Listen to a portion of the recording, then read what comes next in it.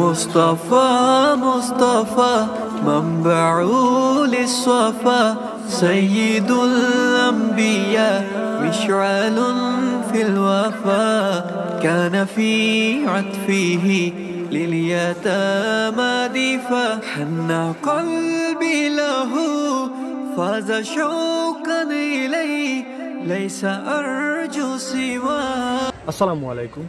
দেশের এবং প্রবাসের যে যেখান থেকে দেখছেন আপনাদের সবাইকে ডিএইচ ট্রাভেলিং ইনফো ইউটিউব চ্যানেলের পক্ষ থেকে শুভেচ্ছা। বন্ধুরা, আজকে আমি চলে এসেছি সিলেটের জকিগঞ্জে একজন অন্যতম ব্যক্তি, যিনি আসলে এই জকিগঞ্জ নয়, শুধু এই জকিগঞ্জ নয়, যিনি এই সিলেটের মধ্যে একজন অন্যতম মানুষ ছিলেন, আল্লামা ফুলতলি সাহেবের বাড়িতে। তো আসলে ওনার সম্পর্কে আরও ইতিহাস আপনাদেরকে ভিডিওতে জানাবো এবং ওনার পুরো এই বাড়িটি আপনাদেরকে ঘুরে ঘুরে দেখাবো। ইতিহাস, ঐতিহ্য আর ধর্মীয় দর্শনীয় স্থানের খুঁজে আজ আমাদের যাত্রা সিলেটের জকিগঞ্জ উপজেলায়। উপমহাদেশের বিখ্যাত আলেম, সিলেটের গর্ব আল্লামা ফুলতলি সাহেব বাড়িতে। বন্ধুরা, আমি আমার এই ছোট্ট ইউটিউব চ্যানেলে বাংলাদেশের বিভিন্ন দর্শনীয় স্থানের ভ্রমণ গাইডলাইনের পাশাপাশি আমার জন্মস্থান সিলেটের বিভিন্ন জেলা উপজেলার দর্শনীয় স্থান, ইতিহাস, ঐতিহ্য এবং ধর্মীয় দর্শনীয় স্থানগুলো তুলে ধরছি। সেই ধারাবাহিকতার অংশ হিসাবে আজ যাচ্ছি সিলেটের জকিগঞ্জ উপজেলায়। চেষ্টা করব সিলেটের জকিগঞ্জ উপজেলার সিলেটের বিখ্যাত আলেম ফুলতলি সাহেব বাড়ি এবং ফুলতলি সাহেবের সংক্ষিপ্ত ইতিহাসগুলো আপনাদের সাথে এই ভিডিওর মাধ্যমে শেয়ার করার। চলে এসেছি সিলেটের বিখ্যাত আলেম ফুলতলি সাহেব বাড়িতে। ভিতরে গিয়ে আপনাদেরকে পুরো এই বাড়িটি ঘুরে ঘুরে দেখাবো। ফুলতলি সাহেবের পুরো নাম আব্দুল লতিফ চৌধুরী ফুলতলি। আব্দুল লতিফ চৌধুরী ফুলতলি ছিলেন একজন আলেম, তরিকতের মুর্শিদ। তার লেখা অনেক উর্দু ও আরবি গ্রন্থ ভারত, পাকিস্তানের বিভিন্ন মাদ্রাসার পাঠ্যসূচিতে রয়েছে। আব্দুল লতিফ চৌধুরী ফুলতলি সাহেব 1913 সালের প্রথম দিকে সিলেট জেলার জকিগঞ্জ উপজেলার ফুলতলি গ্রামে জন্মগ্রহণ করেন এবং 2008 সালে তিনি মৃত্যুবরণ করেন এবং ফুলতলি সাহেব এই ফুলতলি গ্রামের এই স্থানেই কিন্তু শায়িত আছেন। ওনার এই সংক্ষিপ্ত জীবনে কাজ করে গেছেন ইসলাম ধর্ম প্রচারে এবং প্রতিষ্ঠা করে গেছেন অনেক দ্বীনি প্রতিষ্ঠান। দারুল কিরাত মজিদিয়া ফুলতলি ট্রাস্ট, এটি কুরআন যথাযথভাবে পাঠের লক্ষ্যে প্রতিষ্ঠিত একটি প্রতিষ্ঠান। দেশ বিদেশে প্রায় 2000 শাখা দিয়ে পরিচালিত এই প্রতিষ্ঠানের মাধ্যমে বহু মানুষ আল কুরআন সঠিকভাবে শেখার সুযোগ পাচ্ছে। লতিফিয়া এতিমখানা ও দুস্থ সেবা।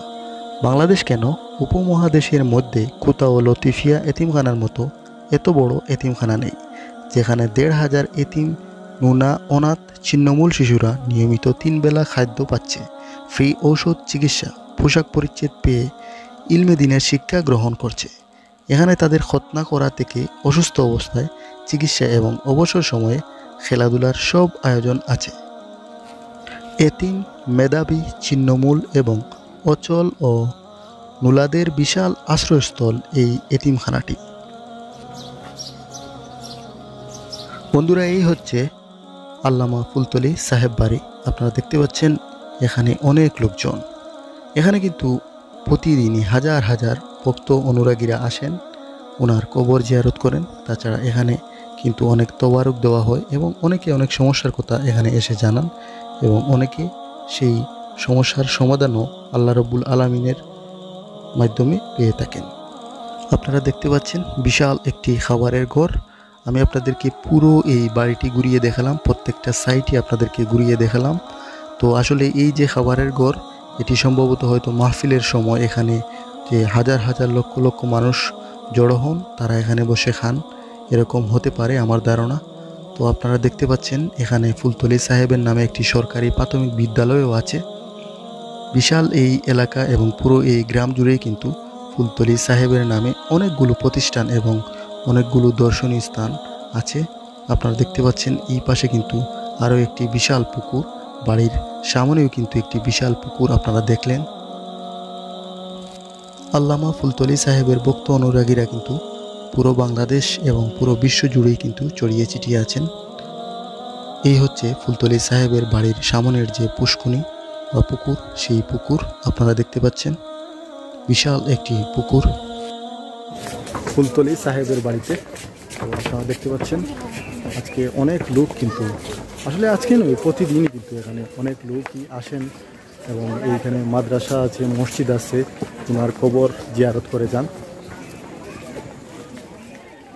مصطفى مصطفى منبع للصفا سيد الأنبياء مشعل في الوفا كان في عطفه لليتامى دفا حن قلبي له فاز شوقا إليه ليس أرجو سوى شربة من يديه الصلاة عليه والسلام عليه للسماء ارتقى فأتى بالنقاء وغدا وجهه نيرا مشرقا كان من عفوه حين حان اللقاء قال فلتذهبوا أن تموتوا لقا।